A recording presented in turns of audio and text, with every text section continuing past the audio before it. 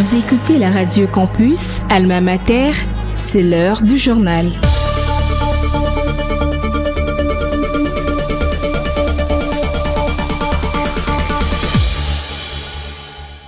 Bienvenue sur la 107.6 MHz pour vous informer. Voici les principaux titres de ce journal. En marge de la 80e Assemblée générale de l'ONU, le président Félix Tshisekedi a appelé la communauté internationale à reconnaître les génocides économiques et systémiques en République démocratique du Congo. Les détails dans ce journal. Vital Kamerhe a démissionné de la présidence de l'Assemblée nationale. Sa démission a été annoncée lundi devant la conférence des présidents après une pétition signée par plus de 180 députés nationaux.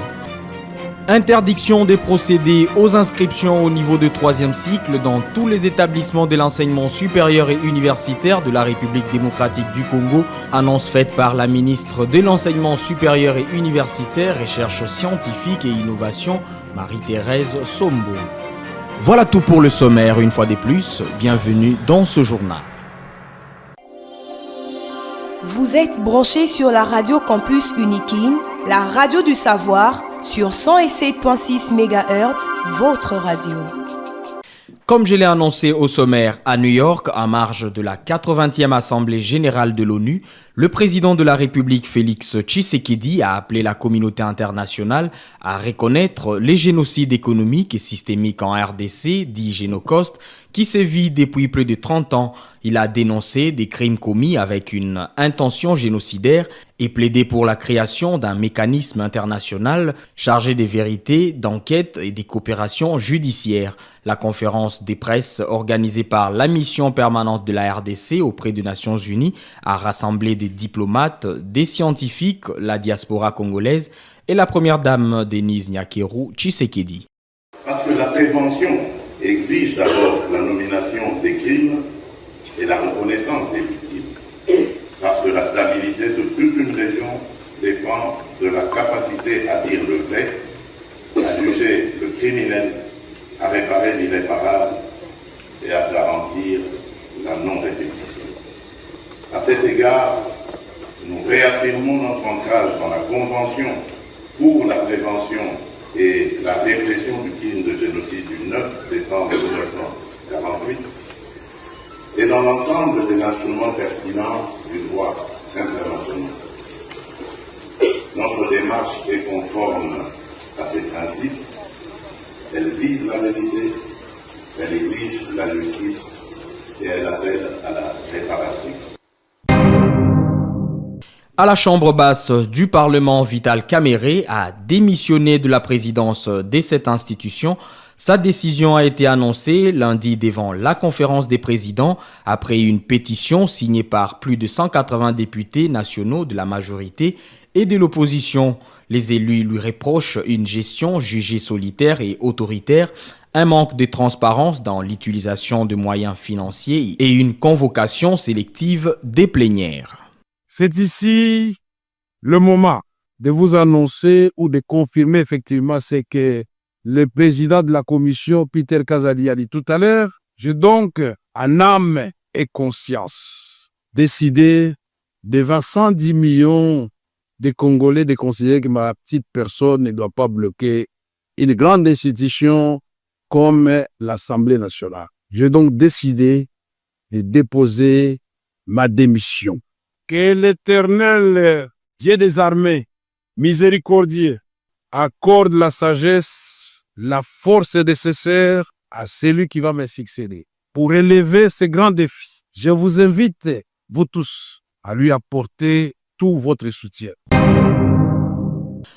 Plus d'une centaine de maisons ont été détruites par un incendie au camp Kabila dans la commune d'Elemba. Le vice-premier ministre de l'Intérieur, Jacquemain Chabani, s'est rendu sur place lundi 22 septembre et a annoncé des mesures d'assistance urgente pour les familles des policiers sinistrés. De biens de première nécessité ont déjà été distribués, tandis qu'une enquête est en cours pour déterminer l'origine de cet incendie. Sur instruction de la ministre de l'Enseignement supérieur et universitaire, Recherche scientifique et innovation, la professeure Marie-Thérèse Sombo, les directeurs de cabinet portent à la connaissance des chefs d'établissements publics et privés de l'enseignement supérieur et universitaire ainsi que de l'opinion publique que conformément à l'article 30 de l'arrêté ministériel numéro 101/MNB/MNB/BLB/2023 du 13 février 2023 modifiant et complétant l'arrêté ministériel numéro 175/MINESU/KBMIN/TMF/EBK-RK3 du 22 décembre 2015 portant normes d'opérationnalisation des enseignements du troisième cycle dans les établissements d'enseignement supérieur et universitaire en République démocratique du Congo, les inscriptions au DADS ayant été arrêtées depuis l'année académique 2022-2023,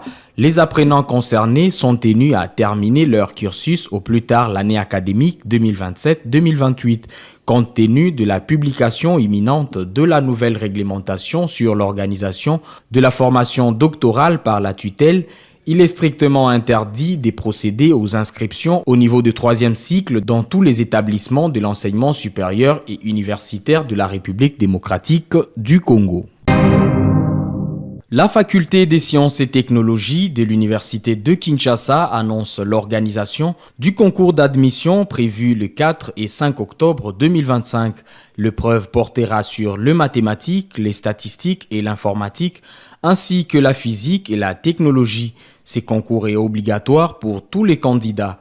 Les filières concernées sont la chimie, industrie, l'environnement, la géologie et géomatique, ainsi que les sciences de la vie.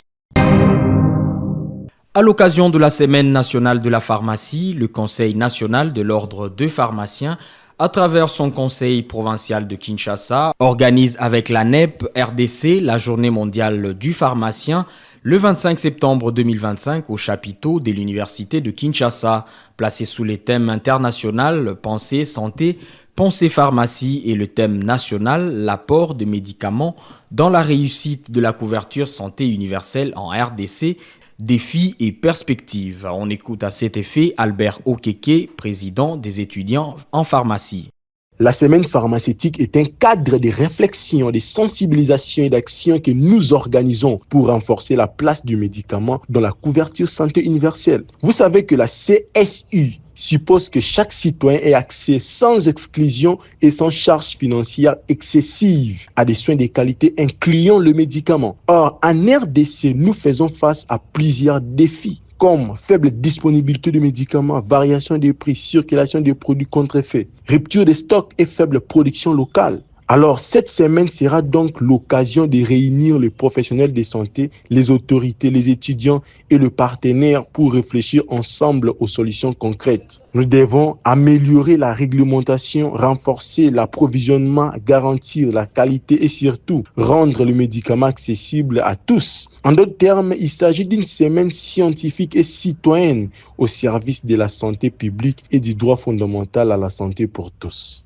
Pour cette semaine pharmaceutique, nous avons convié un large éventail de participants. Donc, il y aura les autorités sanitaires, les pharmaciens et autres professionnels de santé, les enseignants et étudiants en sciences de la santé, les partenaires techniques et financiers, ainsi que les organisations de la société civile. C'est une rencontre ouverte parce que la question du médicament et de la couverture santé universelle concerne aussi bien les décideurs que les praticiens et la population. Nous bénéficions du soutien du Conseil national de l'ordre des pharmaciens, CNOP en sigle, dirigé par le docteur pharmacien Glory Panzou, le Conseil provincial de l'ordre des pharmaciens de Kinshasa, CEPOP en sigle, dirigé par le docteur pharmacien Hervé Kouei, la fondation Camp Foundation, dirigée par Johanna Kamala, la coordination nationale de la couverture santé universelle, CSU en sigle, ainsi que l'université de Kinshasa qui nous accueille dans son chapiteau, nous accompagne activement. Leur appui démontre l'importance de cette initiative pour promouvoir l'accès aux médicaments de qualité et renforcer la couverture santé universelle en RDC.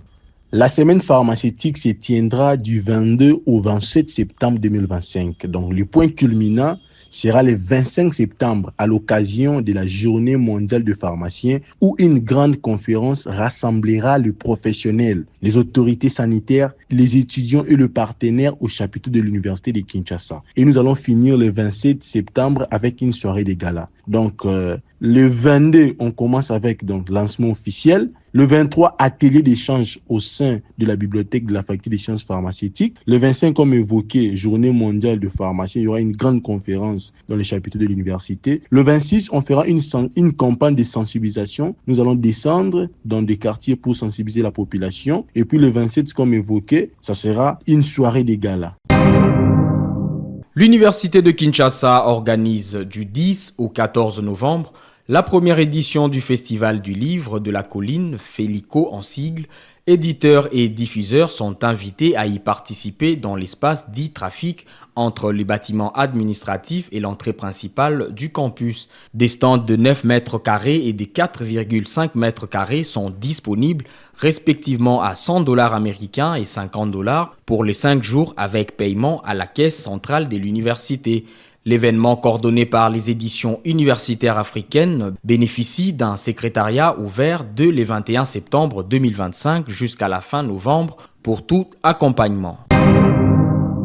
C'est par ici que nous mettons fin à cette édition du journal. Si vous nous avez pris en cours de diffusion, je vous rappelle les principaux titres.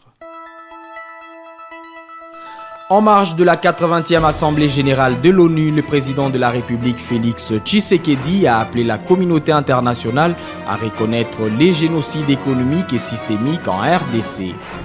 Vital Kamerhe a démissionné de la présidence de l'Assemblée nationale. Sa décision a été annoncée lundi devant la conférence des présidents après une pétition signée par plus de 180 députés nationaux.